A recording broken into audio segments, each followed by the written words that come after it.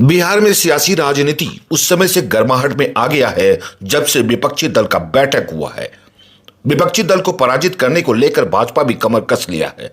MLC जीवन कुमार ने CM Nitish Kumar पर तंज कसते हुए कहा है कि सीएम नीतीश और तेजस्वी ने युवाओं को रोजगार देने के नाम पर सिर्फ ठगा है। उन्होंने कहा कि बिहार में 4 से 5 लाख सरकार नियोजित शिक्षक को राज्यकर्मी का दर्जा भी नहीं दे रहे हैं। पहले उन्होंने कहा था कि राज्यकर्मी का दर्जा देंगे, अब कह रहे हैं कि बीपीएससी से करके आइए तब देंगे, और अब बिहार के बाहर से शिक्षक लाएंगे। शिक्षक अभ्यर्थियों के साथ नियुक्ति घोटाला भी किया जा रहा है। नियोजित शिक्षकों के साथ धोखाधड़ी कर रहे हैं। सरकार के शिक्षा मंत्री कह रहे हैं यहां कम पढ़े लिखे लोग हैं। ऐसी बातें सरकार के मंत्री शोभा नहीं देता।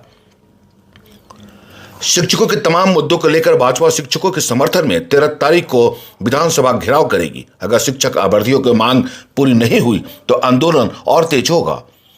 उन्होंने कहा कि तेजस्वी ने कहा था कि अगर हम सत्ता में आए तो पहली कैबिनेट की बैठक में पहली कलम से 10 लाख युवाओं को रोजगार देंगे। उसके बाद सीएम नीतीश ने भरी सभा में गांधी मैदान में 20 लाख रोजगार देने की घोषणा भी किया था।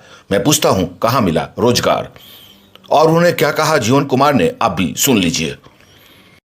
दर्जा देंगे। नीतीश कुमार के मंत्री ने वादा किया कि हम राजकर्मी का दर्जा देंगे, और हमारे जो वित्त रहित शिक्षक का डेली जो है वहाँ पर अटेंडेंस के पाठक ले रहे हैं, लेकिन ये बात भूल गए कि उनका पैसा नहीं मिलता है, ग्रांट नहीं मिलता है। और आज के डेट में पीएचडी होल्डर जो है केमिस्ट्री, फिजिक्स, मैथमेटिक्स के, उनको 10,000 रुपये, 5,000 रुपये काम करने को महीना में मजबूर होना पड़ता है।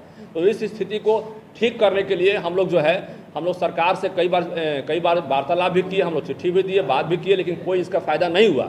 सरकार एक तरफ हमारी बातों को नहीं सुन रही है, संस्कृत शिक्षकों के साथ अछूत जैसा व्यवहार कर रही है। आज हमारे जो नियोजित शिक्षक 4, 4.5 लाख, 5 लाख हैं, उनसे सरकार ने कहा कि हम आपको राजकर्मी का दर्जा देंगे। और जब राजकर्मी के दर्जा देने की बात आई तो पूरे हिंदुस्तान से आदमी खोद रहे हैं, बीपीएससी के माध्यम से बोल रहे हैं फिर से एग्जाम दीजिए।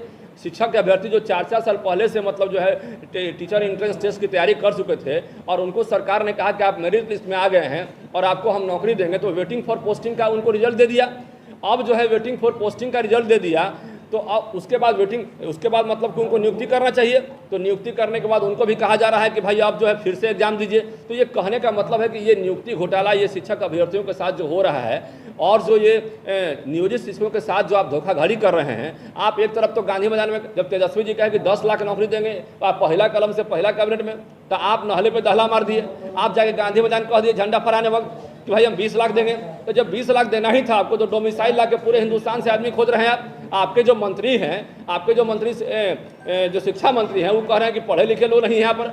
सरकार के मंत्री जो सरकार के नुमाइंदे होते हैं, आप जान लीजिए बात को, तो सरकार के मंत्री ये कह रहे हैं, सरकार के आदेश को सुना रहे हैं कि हमारे पढ़े लिखे लोग कम हैं, तो ये गलत बात है, आप जान लीजिए।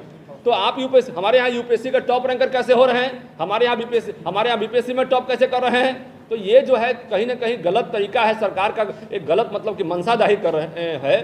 तो उसके लिए हम लोग विधानसभा घेराव कर रहे हैं। इसके पहले भी हम लोग सारे शिक्षक संगठनों से बात किए हैं, और सारे शिक्षक संगठनों का कहना है कि आप सरकार पर दबाव बनाइए, हमारी मांग को पूरा कीजिए।